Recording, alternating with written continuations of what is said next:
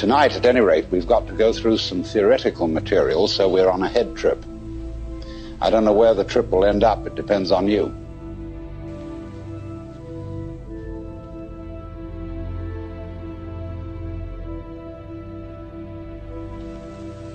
But in order to lay the foundation for this, we've got to examine ideas that are basic to our common sense. We'll begin with one very common idea that's built into our common sense,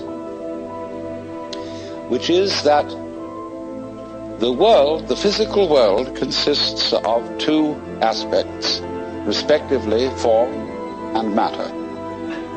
What are we made of?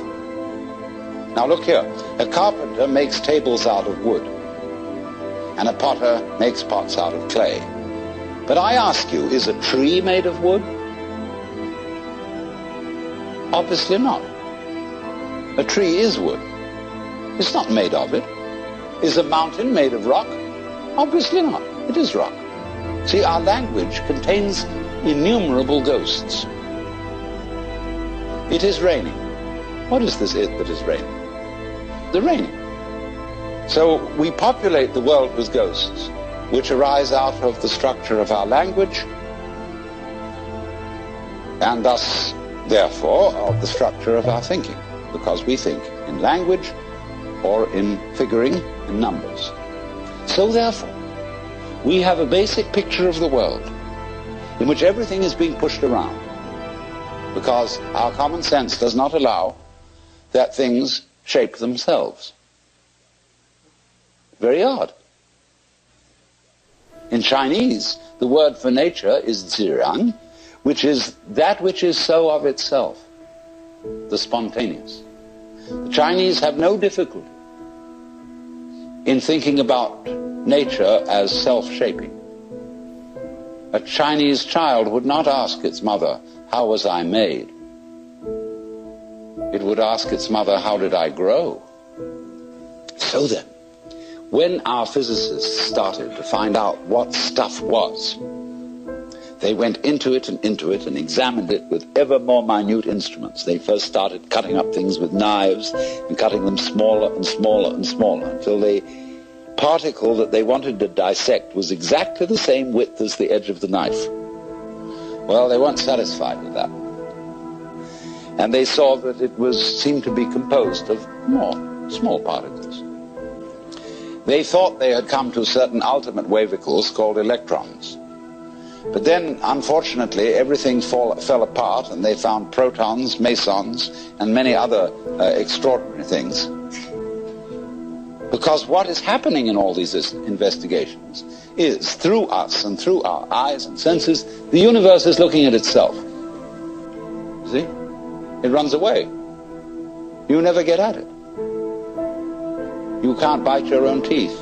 You can't touch the tip of this finger with the tip of this finger. This is the principle. Shankara explains it beautifully in his commentary on the Kena Upanishad, where he says that that which is the knower, the ground of all knowledge, is never itself an object of knowledge, just as fire doesn't burn itself. Why I became a philosopher was that since I was a little boy, I always felt that existence as such was weird. I mean, here we are. Isn't that odd? It's odd. Each one of you is odd. Strange, unique, particular, different. And so you get this philosophical itch. You begin to scratch your head and think about, why is that so? So you want to know, what is it? I mean, this happening, this thing called existence. What is it? The earth is not a big rock infested with living organisms, any more than your skeleton is bones infested with cells. The earth is geological, yes, but this geological entity grows people.